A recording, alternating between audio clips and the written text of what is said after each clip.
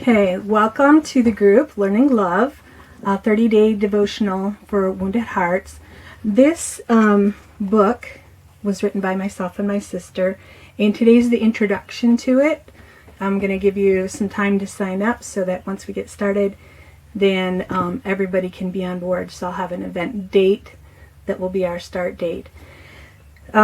Today, I just wanted to read kind of the introduction part of this to give us an idea of what we're going to be talking about in this book study. An emotionally healthy heart is a heart connected to others, but without a good foundation of understanding love, those attempts at connection often fall short and we fail to truly make solid attachments.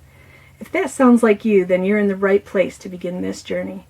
As you work your way through this book, we hope to show you how to process some of the hurt and pain that has caused your disconnectedness. We're speaking from a place of experience. Having grown up in a large household with our emotional and physical needs often neglected, we've accumulated our own baggage and issues that we carried into adulthood. We don't claim to have successfully worked through every one of them, but we have made significant strides in the right direction. We know if you genuinely invest yourself in the process that you will as well. This is copyright CN Circle 2018. All rights are reserved. No part of this book may be reproduced in any form or by any means except for brief quotations for the purpose of review or comment without written permission of the authors. Cover art by Angela Crisp, used by permission for our children, that we wrote to our children. It has taken us many years to learn these concepts and begin to apply them in our own lives. You've been with us at points on our journeys when we did not know them as well as we do now, and may have been the recipients of us acting out of our own places of woundedness, just as we had been with our parents. We have not taught you love as well as we now realize we should have. We hope that you can now learn it from the one who is the best example of what it means to love. And this is a note for our parents.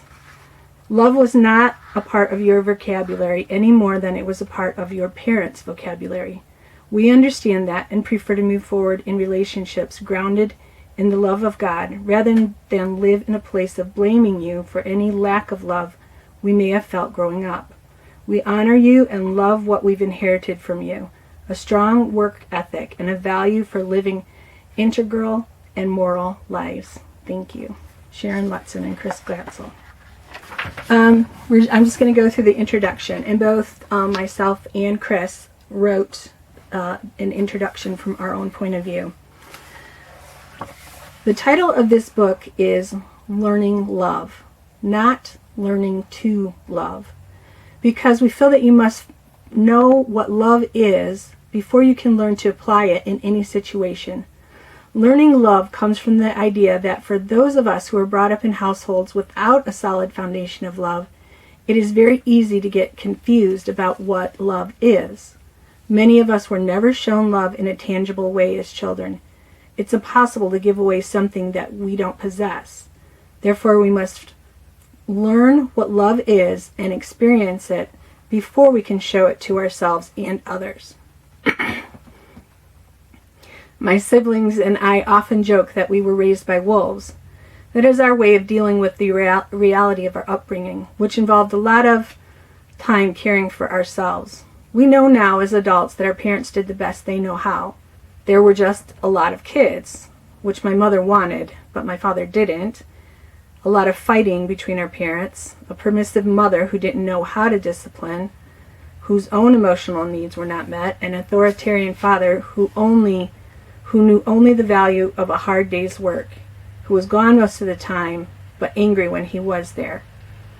And if we look back further at the households our parents were raised in, we can see why they were that way. I was 16 the first time I ever heard my father say anything that sounded like, "I love you." I believe the conversation centered around a relationship I had gotten into that my father was concerned about. Those of you women with absent fathers will probably be able to relate to looking for love in other male relationships. My father started out his speech of concern with these words, "You know your mother and I love you." I was stunned. The statement amazed me. I actually didn't know that my parents loved me, nor did those words feel loving. They felt critical rather than caring. And my father had never said anything remotely like that before. There had been nothing in my life up until that point that would have given me any kind of impression that my father, in particular, loved me. No kisses goodnight, no bedtime stories, no love you as we left for school, or even a concerned wear your sweater, it's chilly. But there had been plenty of other kinds of messages, ones that said we were no good, in the way, even unwanted. So when I heard messages about God loving us like a father, I didn't have anything to relate it to. And maybe you don't either. Maybe that's why you picked up this book. For people like us who were not brought up in a home grounded in a secure demonstration of love, we need to learn what love really means. Sharon L Letson. That's me.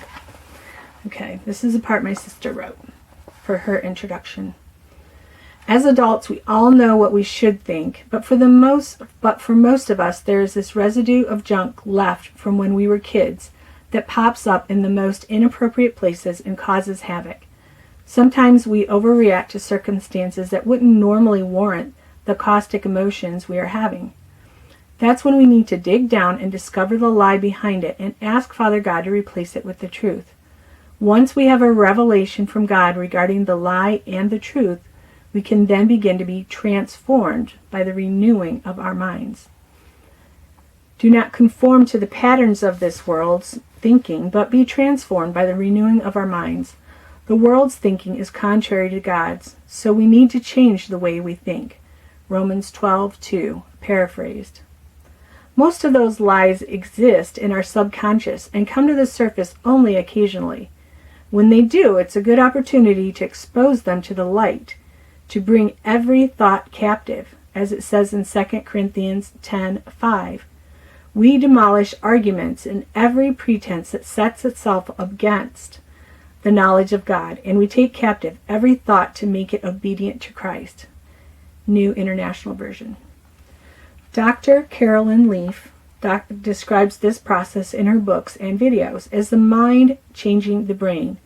We have old, ugly thoughts that look like trees, and when we have a new thought, it takes 21 days to take down and replace the old with the new, and another 21 days to grow the new thought, and another 21 to establish it. So each time we discover a lie, we are actually renewing our mind and our brain. Chris Glatzel.